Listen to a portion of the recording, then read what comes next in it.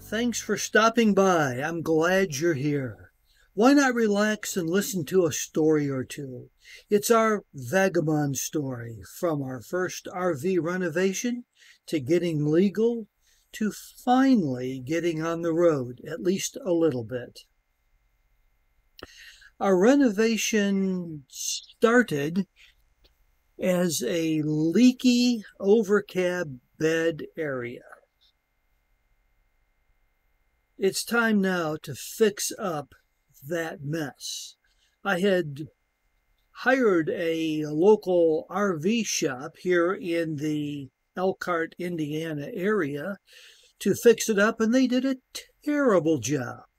When they were finished, there were hanging wires from the ceiling.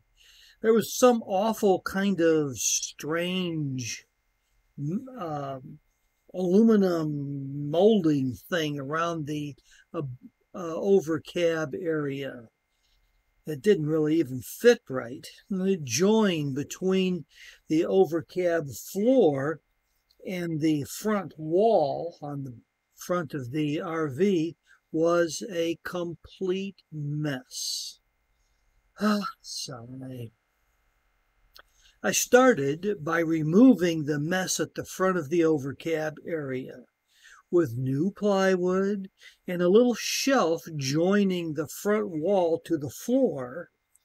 Like the original setup, I had something that looked and worked reasonably well.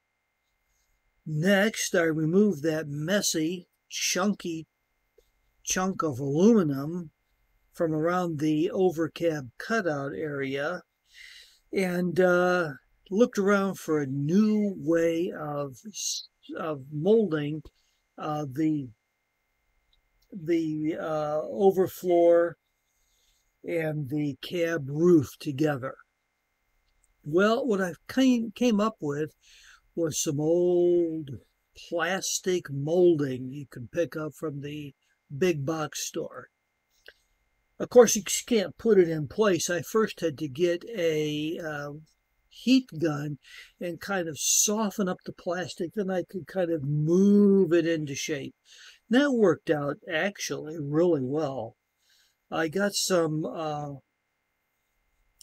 amazing glue with that. That is terrible, awful stuff. In fact, I mean, it stunk to high heaven. I don't even know why I bought it. But the glue did stick things down real well.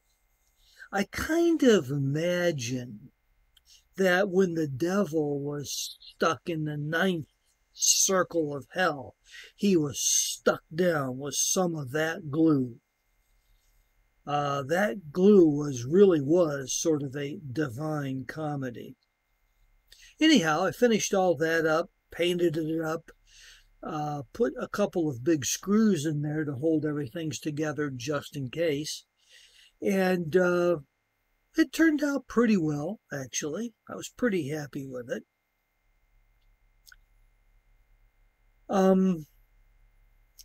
I actually put that plastic molding a little bit above the level of the overcab floor. Well, of course, I didn't like that.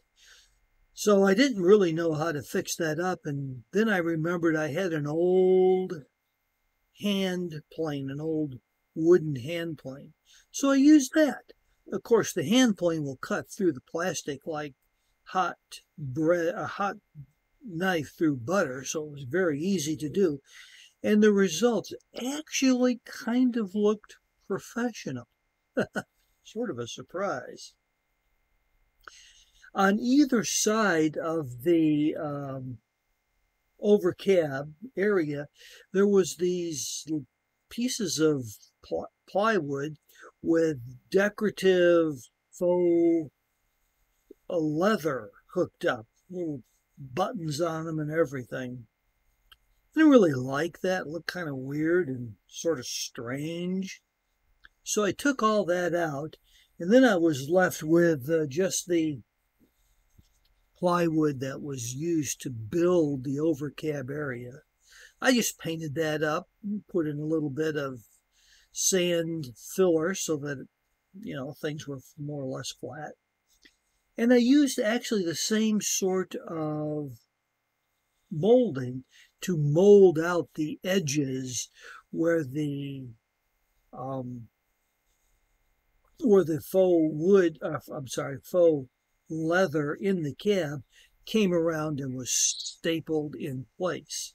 I thought that worked a lot nicer than these pieces of decorative plywood that was put into place. And of course, it's noticeably less weighty. Above the overcab area, there was a whole bunch of wires that were just hanging on the ground. I guess there was wires there for the running lights, and I think there's a couple of lights up there. There was wires in there, and I don't know what all.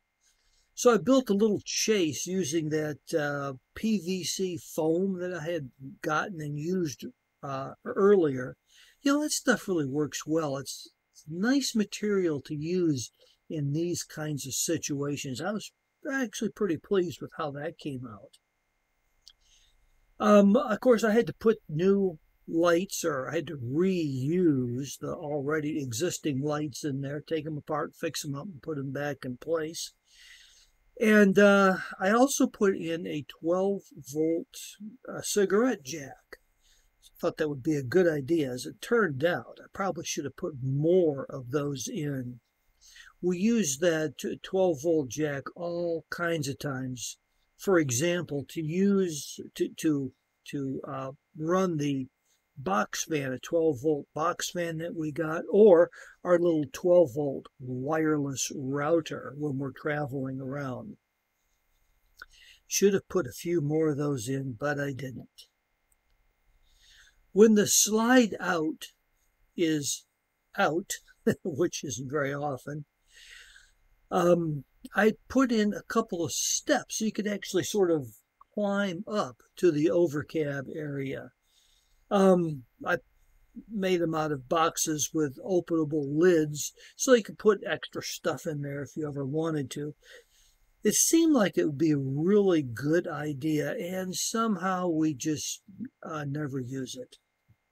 So sometimes you win, sometimes you lose. I guess a little experience helps the interior decorator do a better job, which I am no interior decorator. Wendy and I plan to use the overcab area as storage. So, as you can see, it's all full of storage. I put some locks in there to hold things together so I could tape everything down so it wouldn't come apart when we were traveling. And that has actually worked out quite well. We're pretty happy with all of that. One of the things that's back up in there is our 4-panel portable solar panel. When it's folded up, I suppose you could carry it around. It's not very heavy, and I wouldn't want to carry it as far as they described in the advertisement, but you could carry it for a while. When we set it up and got some photonically induced electrical juice, it seems to charge up our batteries actually pretty well. But all that set up, as well as all of the rest of the electrical stuff, is just another story.